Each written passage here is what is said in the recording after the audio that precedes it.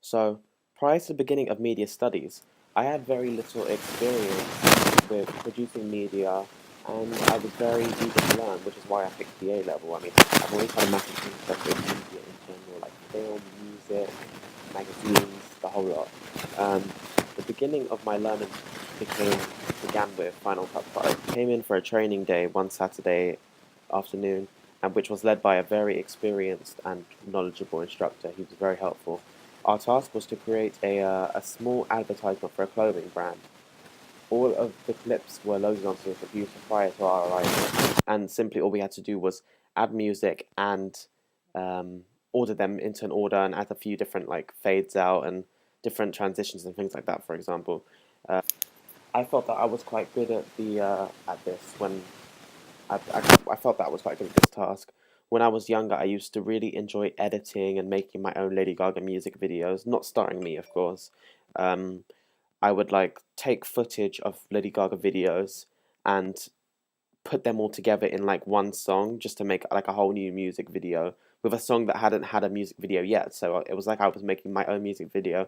And at one point, I became really obsessed with doing this, and it was like a massive. It was really fun for me. I really enjoyed doing it. I used to do all the. Or I used to do all of these things in my spare time, and I just used to think like, "Wow, I really want to be a, I really want to be a, what's it? I really want to be a music video director or editor or producer or something like that." Um, I used to do all of these on iMovie, so my only real challenge on this day was getting used to the differences between the two softwares, because obviously Final Cut Pro is here and iMovie is here. There's two different things, and they are kind of similar, but they're not the exact same. They're not the exact same application, so there are a few things to learn. Throughout the training day, I was putting my film together, and I was keeping myself to myself, occasionally asking advice from the what's it, from the instructor. Um, he gave me a few hints on and advice on how to add a few different fades in and fades out and different transitions and filters and things. But I decided to keep mine very simple in terms of the transitions. Um, I rarely used a, any type of fade in or fade out or any type of other transition. I clearly just kept my clips in order that I wanted them in, because it was more important that for me that the sound, which was a song by Lady Gaga called Art Pop, which I chose, it was more important for me that the sound connected to the video. So every like for example, if there was a beat drop in the the song that was like, I would make sure I had four different shots flashing at the same time rather than having a fade in, fade out. I felt that it was more important that the music connected to the video. And it was a really valuable learning experience, and my teachers and the instructor himself was very impressed with what I came out with, and I was very happy with the results of that day. After the training day, we began working on our blogs and the research for the planning of our film, our AS Media thriller introduction. This was the first time I'd created a blog. I usually read fashion blogs online, etc. But this was my first time actually having my own blog, and I was actually in control of it, and it was really exciting to have all this content that was mine. I made sure that none of the writing on there is copy and pasted. Every single thing on there is created by me. I wrote everything on there and researched everything. I don't believe in copying and pasting. I feel like it's not. I feel like it's not your own work, and I feel that it's important for me as a person that all my own blog, because that it's called Jackson Talker, not Wikipedia. So I wanted to make sure that everything on my blog was from my account, basically. I was able to learn how to create a real professional looking blog, which I put a lot of time and effort into. I was able to learn how to add imagery, videos, music, and GIF files, and etc. I've been using Blogspot, throughout the coursework process to note down anything basically. I think the exam board would really like to see your progress, and from the start of the film, from the start of the planning of the film right up to the finished product, it's consistent throughout. I made sure that I've written something and I've explained why I've done that, and then I've explained what I'm going to do next. I wanted to make it really clear to the examiner that I'm really passionate and I'm really understanding of what I'm doing. It's helped me to keep a day-to-day note of what I have been learning and what I've been studying and what I've been researching and etc. The next stage was to learn the use of the camera. Now, I spent a lesson. with two of my friends creating a preliminary task. This was my first sort of play around the camera, so I was slightly nervous, but the shots that were asked of us to film, they were all set out for us, and we simply just had to recreate the 20-second film. And it had like a small bit of dialogue, like "Can I borrow a DVD?" or something like that. And it was very quick and it was very easy, but it was valuable. It was a very important lesson because I learned how to turn the camera on. I learned how to film.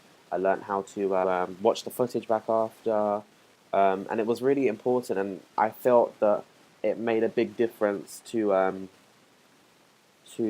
when I came to actually making my real film, because if I hadn't had the opportunity to make the preliminary task, I'd be a bit rough. But I think I picked up quickly how to use the camera, and I was very excited to get started after that. So after the preliminary task was complete, the next step was to shoot the actual footage for my real thriller.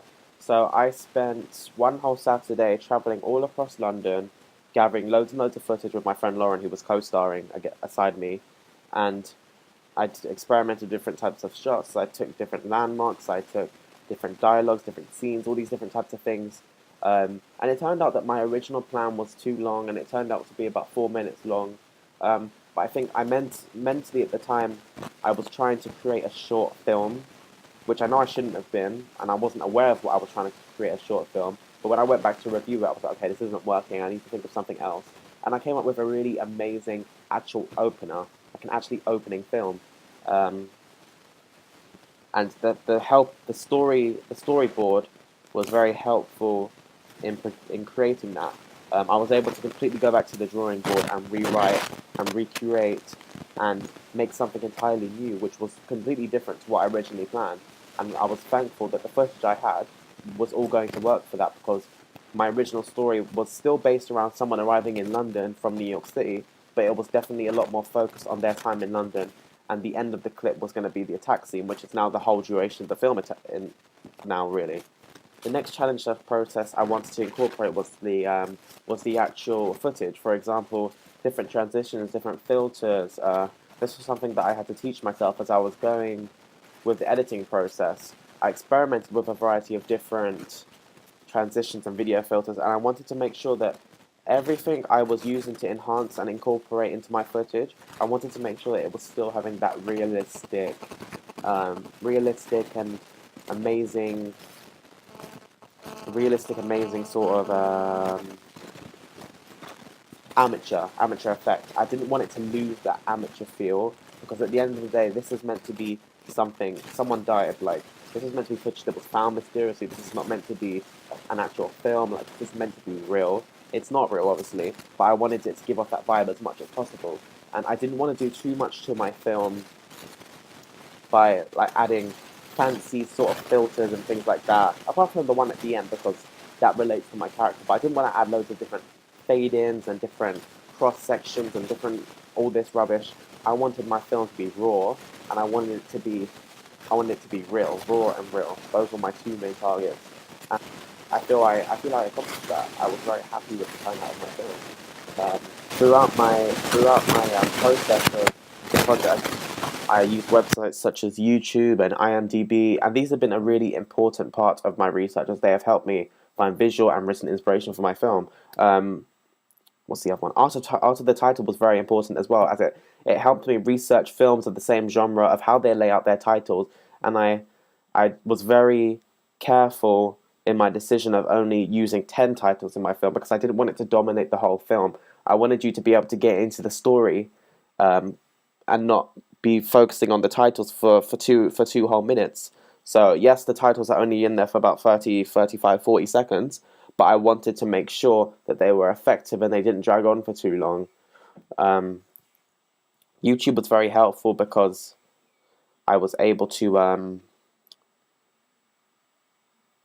watch different clips and different trailers and etc.